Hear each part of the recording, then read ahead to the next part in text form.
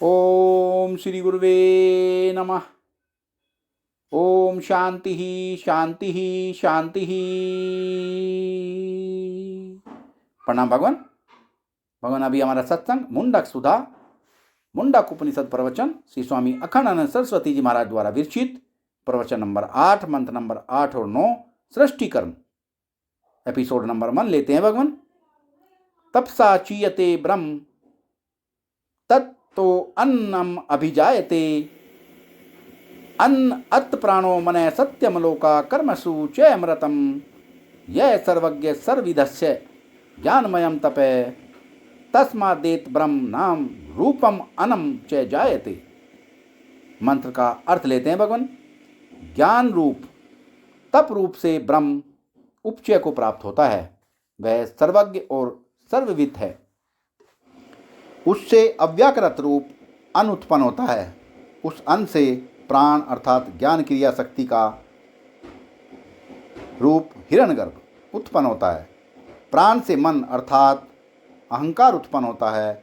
मन से सत्य अर्थात पंचभूतात्मक नाम रूप वाले शरीर और लोक तथा उनसे कर्म और अविनाशी कर्म फल उत्पन्न होता है। कल आपको सुनाया कि कई जिज्ञासु दक और दृष्टा का विचार तो बड़ी सुगमता से कर देते हैं। विचार चंद्रोदय भी पढ़ो तो उसमें यह बात आपको लिखी मिलेगी कि घट का दृष्टा माने देखने वाला घट से न्यारा होता है। ऐसे समझो कि जैसे यह फूलमाला है, इसको देखने वाला मैं फूलमाला से जुदा हूँ। जो जिसको देखने वाला होता है वह उससे जुदा होता है।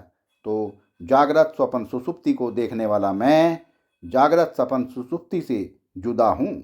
शरीर को जानने वाला मैं शरीर से जुदा हूँ।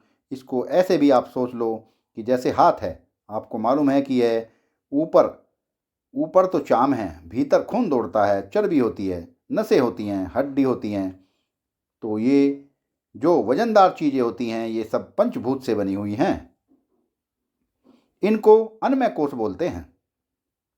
कोश की संज्ञा कोश कब तक है? जब तक इसमें मैं मौजूद रहे, नहीं तो यह मुर्दा है। वाह भगवान वाह। अच्छा, यह हाथ को फैलाना और समेटना यह होता है कि नहीं?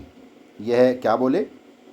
यह क्या है? बोले इसमें प्राण है। हिलना डुलना फैलना समेटना यह जो क्रिया हो रही है हाथ से, यह प्राण की उपस्थिति के बिना नहीं होगी। जैसे किसी को जब पक्षघात हो जाता है तो देखो हाथ भी रहता है और उसको उठाने की इच्छा भी रहती है, लेकिन हाथ नहीं उठता है। हाथ तो है अन्न और इच्छा है मन। हाथ तो है अन्न और इच्छा है मन। मन भी है और हाथ भी है, लेकिन दोनों के बीच में कोई बिचौलिया जैसी एक चीज थी जो गायब हो गई। हाथ में नहीं है। आप चाहते हैं कि हाथ उठे और हाथ नहीं उठता है। आप चाहते हैं कि पाँव उठे और पाँव नहीं उठता है। तो पाँव भी है और मन भी है, लेकिन उठता क्यों नहीं है? बोले उसमें जो प्राण का संचार था वह बंद हो गया। अन्न तो है हड्डी मांस चाम और इसमें क्रिया करने की जो शक्ति है वह है प्राण। और उसमें जो इच्छा शक्ति है वह है मन। विचार करके आपको सुनावें तो बहुत देर लग जाएगी। अच्छा, यह इच्छा करने वाला कौन है? इसको बोलते हैं कर्ता। और इच्छा करने में पूरी होने में जो सुख मिलता है उसको बोलते हैं भोक्ता। तो शरीर में अन्न है, प्राण है, फिर मन है। इसके बाद विज्ञान और कर्ता प्रधान है। इसके बाद विज्ञान है, कर्ता प्रधान और आनंदमय है, भोक्ता प्रधान। माने मैं जब देह से तादात्म्यपन होता हूं तब मेरा नाम होता है अन्नमय पुरुष। जब मैं प्राण से तादात्म्यपन होता हूं तब मेरा नाम होता है प्राणमय पुरुष। जब मैं मन से तादात्म्य यापन होता हूं तब मेरा नाम होता है मनोमय पुरुष। और जब मैं विज्ञान से तादात्म्यपन होता हूं कर्तापन से, तब मेरा नाम होता है विज्ञानमय पुरुष। और जब मैं आनंद से तादम्यपन होता हूँ, तब मेरा नाम होता है भोक्ता पुरुष, आनंदमय पुरुष।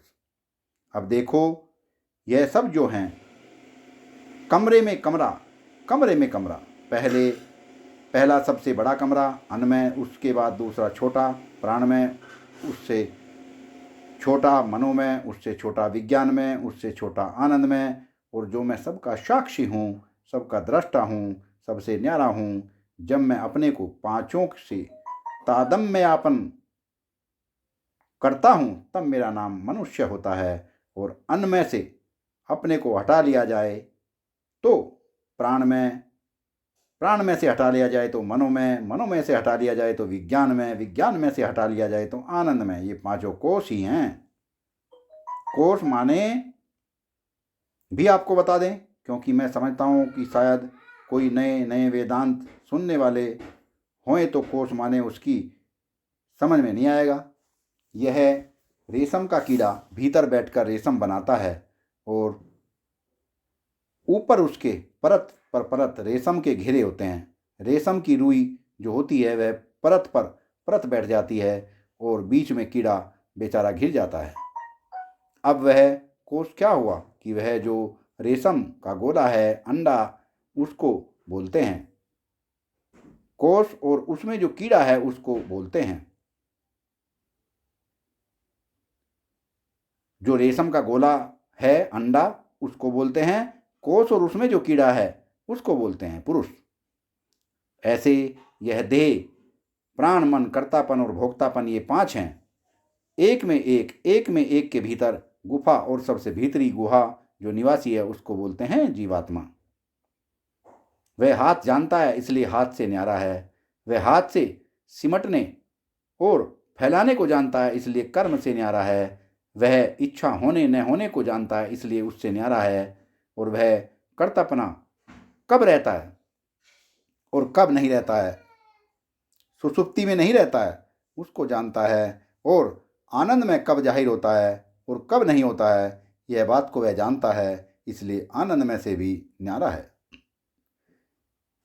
तो यह जो तुम दुनिया में अपने को मैं कहते डोलते हो, मैं 3.5 हाथ का, मैं मन 1.5 मन का, मैं इतनी उम्र का, मेरी उम्र कितनी, बोले 50-55 वर्ष, मेरा वजन कितना कि 1.5 मन, 2 मन, 2.5 मन, मेरा विस्तार कितना कि 5 फुट की 6 फुट।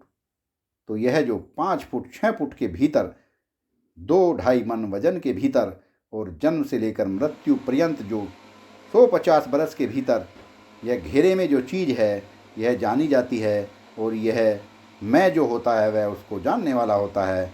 तो आप वेदांत का यह नियम समझ लो कि जो जिसको जानता है वह उससे न्यारा होता है। जैसे आप मोटर को जानते हैं तो आप मोटर से जुदा हैं, आप मकान को जानते हैं तो आप मकान से जुदा हैं, चश्मे घड़ी को जानते हैं तो उससे जुदा हैं, और अपने साड़ी ब्लाउज आप जानते हैं, बाज़ार से ख़रीद कर ले आते हैं, शरीर पर पहनते हैं और कभी उतारते हैं, तो आप उनसे न्यारे हैं।